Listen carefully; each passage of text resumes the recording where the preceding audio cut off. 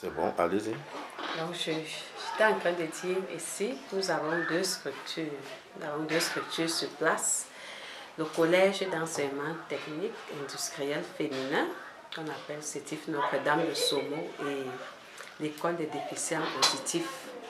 Ici au collège, nous accueillons d'abord seulement les filles, parce que c'était un besoin du milieu, comment aider les filles à s'auto-prendre en charge, à avoir une formation professionnelle pour pouvoir mieux s'intégrer dans la société. Donc, il va de la première en quatrième année, et je disais l'effectif chaque année va de baisse en baisse. Oh. L'an dernier, par exemple, nous étions à 90. Cette année, nous avons commencé avec 75, nous sommes à 73, avec 14 qui vont présenter le CAP cette année.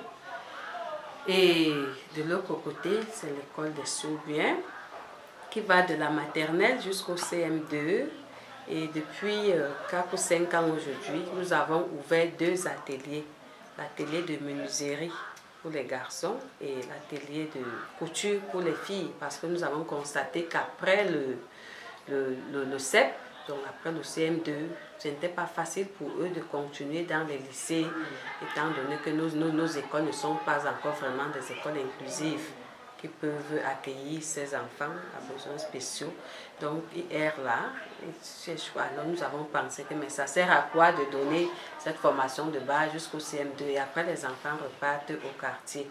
Donc, c'est dans ce souci que nous avons donc ouvert ces 2 ateliers qui permettent que après ce parcours, les enfants, nous les orientons pour ceux qui veulent, les parents qui veulent, dans ces ateliers-là. Et au bout de 3 ans, ils ont une attestation.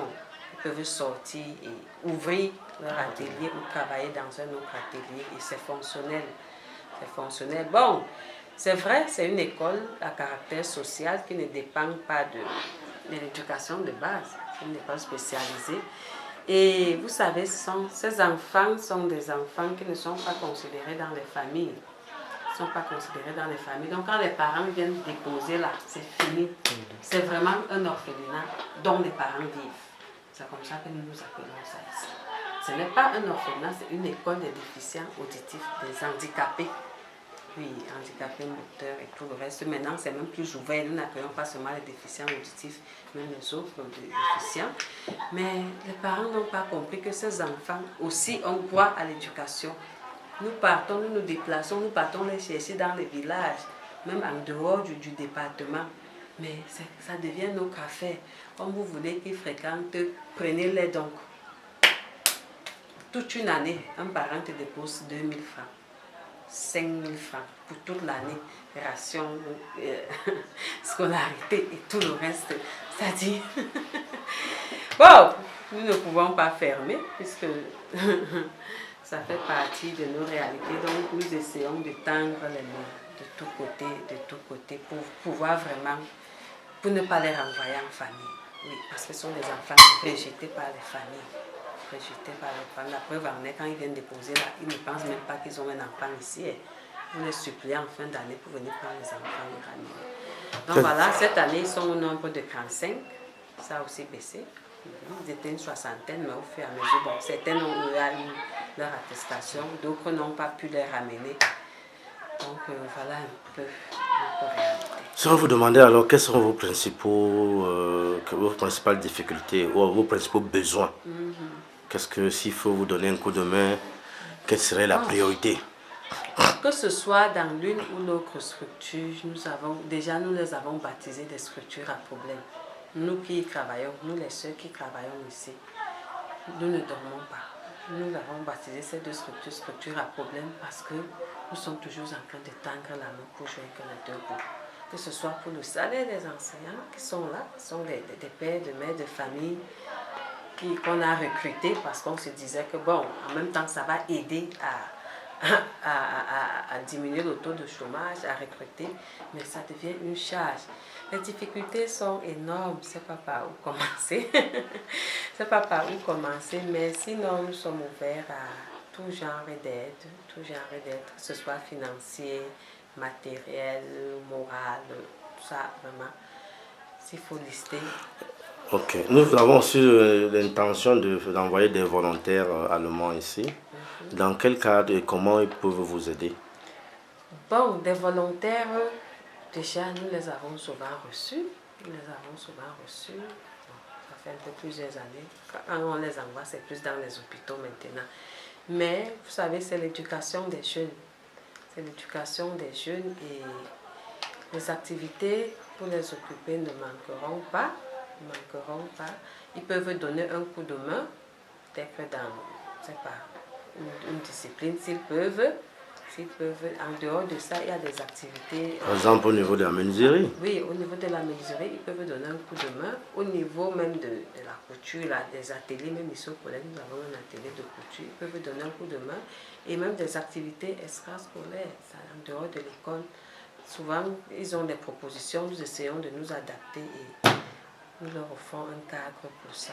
Vous vous déplacez comment quand il faut se déplacer? Vous avez un car pour ça ou bien... Non, nous n'avons pas de car.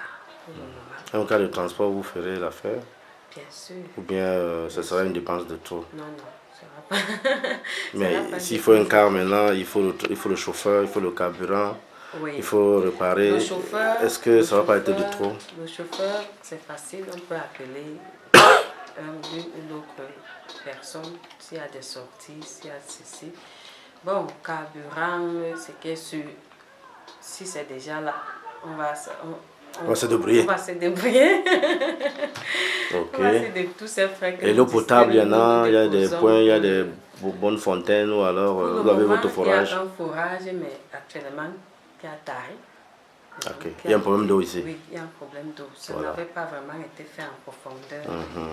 Oui. Donc vous puisez l'eau... Des aires de jeu, il n'y en a pas. Nous avons beaucoup d'enfants. Même ici, il y a le foyer, l'internat. Des deux côtés, il y a l'internat, mais tout est réduit. Il n'y a pas d'aire de jeu, choses qui peuvent vraiment aider aussi à la distraction des jeunes en dehors des classes, des salles de classe. Ok. Bon. Un dernier mot. Un message à la diaspora. Si vous avez toute la diaspora banane devant vous, qu'est-ce que vous leur direz?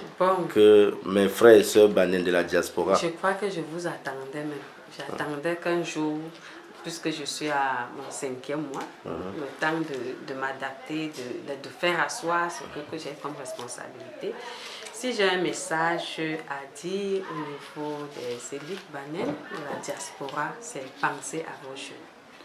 Pensez à vos jeunes. Vous savez, vous avez des parents qui sont déjà vieillissants, des parents qui sont vieillissants avec des jeunes, mais qui ne savent pas quelle orientation donner à ces jeunes.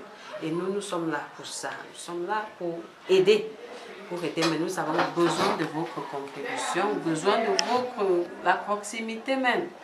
Besoin de votre proximité et le souci, que le souci soit partagé. Que le souci soit partagé.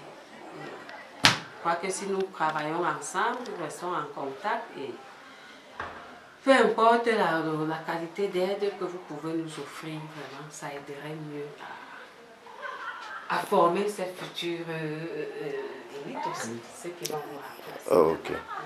Oui, comme je vous ai dit, je suis membre de la diaspora, je suis Jean-Marc Béalal. Je vais vraiment porter votre message à qui de droit, c'est-à-dire à l'ensemble de la diaspora. Et on verra ce qu'on pourra faire. Ça va peut-être prendre du temps, ça va peut-être aller vite, mais ce qui est sûr, c'est pas tomber dans des heures de saut. On n'est pas venu sur hasard, c'est un truc qui a été prévu. Vraiment, au nom de toute la diaspora, je vous dis merci et on va rester en contact. Sauf que vous n'avez pas donné votre nom. C'est Janine Nini. Janine Nini, N-I-N-I. Lily. N. Nini. N. Janine Nini. Ah, ok. Merci, sœur Janine Nini. Et comment on dit au revoir en banane? Pour le O. O. A-O. A-O. O.